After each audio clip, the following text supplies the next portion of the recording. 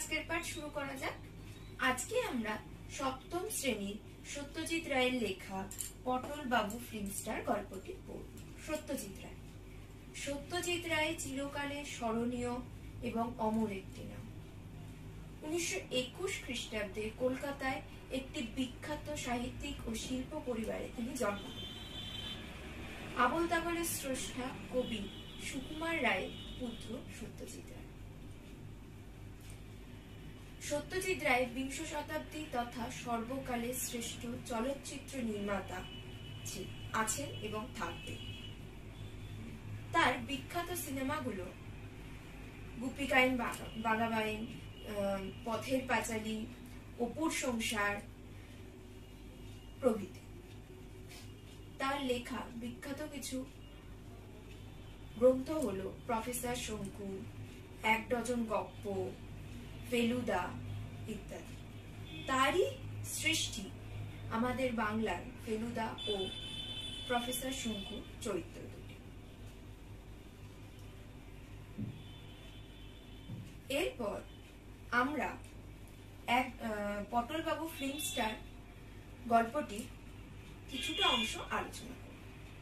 সত্যজিৎ রায়ের এক ডজন গপ্প গ্রন্থ থেকে এই গল্পটি গ্রহণ করা হয়েছে। পটল বাবু ফিল্ম স্টার নামটা শুনলেই বোঝা যাচ্ছে পটল বাবু সাথে ফিল্ম অর্থাৎ ছবির কোনো একটা সূত্র আছে। দেখে নেওয়া যাক কিভাবে তার সূত্র। পটল বাবু একদিন সকালবেলা রোজকারের মতোই বাজারের থলি নিয়ে বাজারে যাচ্ছিলেন। হঠাৎ বাইরে থেকে নিশিকান্ত ঘোষের গলা শোনা গেল। তিনি পটল বাবুকে ডাকছেন। নিশিকান্ত বাবু তখন তাকে বলেন তার নিশ্চয় বেশিক্ষণের বাইরে কাজ নয়, তিনি তাড়াতাড়ি ফেরত আসবেন নিশ্চয়।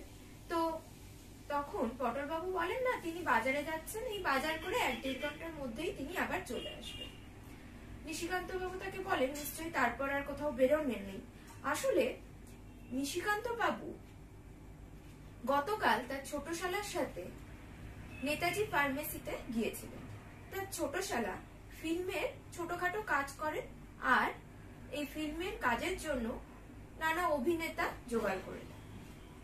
তা তিনি নাকি নিশিকান্ত বাবুকে বলেছেন তাদের একটা ছবির জন্য একটি লোক চাই। ওই 60-65 বছর বয়স হবে, বেটে, মাথায় টাক, একটু হেলদি চেহারা, মানে একটু মোটা সোটা হবে আর কি। তো নিশিকান্ত বাবু তখনই টক করে পটল বাবুর কথা মনে পড়ে আর তিনি তার ছোট শালাকে পটল বাবুর হদিশ দিয়ে আসেন।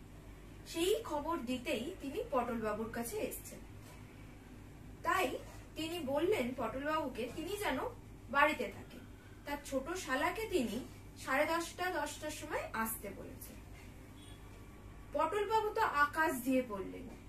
এই বয়সে সকাল সকাল এমন একটা খবর আসবে তিনি ভেবেই পাননি।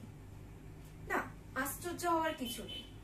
আসলে পটল বাবু এককালে প্রচুর অভিনয় করেছেন। পাড়ার থিয়েটারে, পুজো পার্বণে, যাত্রায়, নাটকে অনেক অভিনয় করতেন তিনি।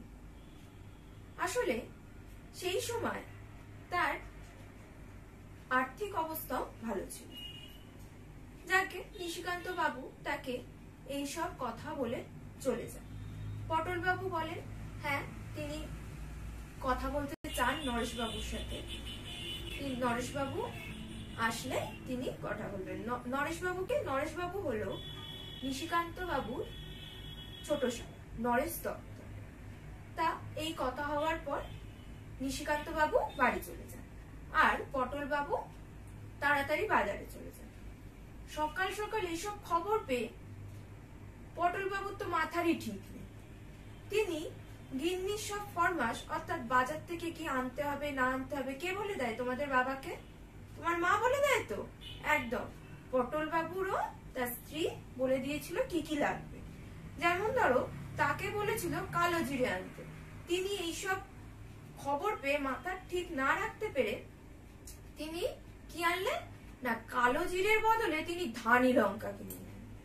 তারপর আবার কি করলেন জানো, তারপর আবার সন্দক নুন আনতে বলেছিল, তার কথা তো বেমালুম ভুলে গেল। তিনি বাজারে উল্টো পাল্টা সব কেনাকাটা করতে থাকলেন আর মনে মনে তার সেই পুরনো দিনের কথা ভাবতে থাকলেন। তিনি এককালে জমিয়ে থিয়েটার